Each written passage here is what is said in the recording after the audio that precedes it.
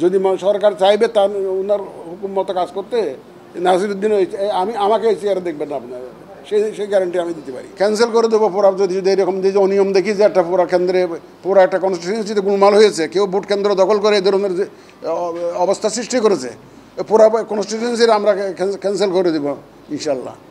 সুতরাং একটা সুষ্ঠু, সুন্দর, গ্রহণযোগ্য নির্বাচনের জন্য যে প্রতিশ্রুতি জাতিকে আমরা দিয়েছি, সর্বশক্তি দিয়ে, যতক্ষণ আমাদের সেন্স আছে, সর্বশক্তি দিয়ে নিরপেক্ষভাবে প্রফেশনালি একদম পেশাগত দক্ষতার সাথে ইনশাল্লাহ আমরা এটা মোকাবেলা করি। আমাদের বলতে দ্বিধা নাই, যেদিন সরকার চাইবে সেদিন নাসিরুদ্দিন এই চেয়ারে থাকবে না, এটা ধরে রাখেন।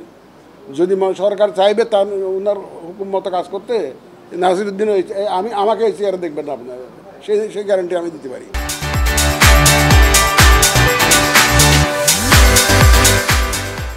ব্যাপার হচ্ছে তো ভাই, সব দল আসবে কিনা সেটা তো সময় বলে দিবে, আপনারা দেখবেন, অপেক্ষা করুন। এটা তো রাজনীতিবিদ। তবে আমি বিশ্বাস করি আমাদের রাজনীতির দলগুলো তারা সবাই দেশের মঙ্গল চায়, তারা তো দেশের জন্যই রাজনীতি করে।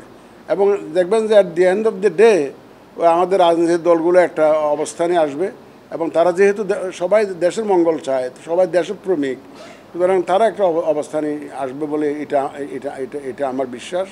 আর আওয়ামী লীগের তো আপনি যে দলটার কথা আপনি বললেন, সেই দলটার তো রাজনৈতিক কর্মকাণ্ড নিষিদ্ধ, সুতরাং এবং বিচার সম্পন্ন না হওয়া পর্যন্ত, সুতরাং এই যে বিচার জন্য অপেক্ষা করতে হবে আমাদের, বিচারের রায় কী আসে সেটা আমাদেরকে দেখতে হবে। কিন্তু এখন তো তাদের সব কর্মকাণ্ড নিষিদ্ধ আছে, সুতরাং তারা তো রাজনৈতিক কোনো কর্মকাণ্ডে জড়াতে পারবে না।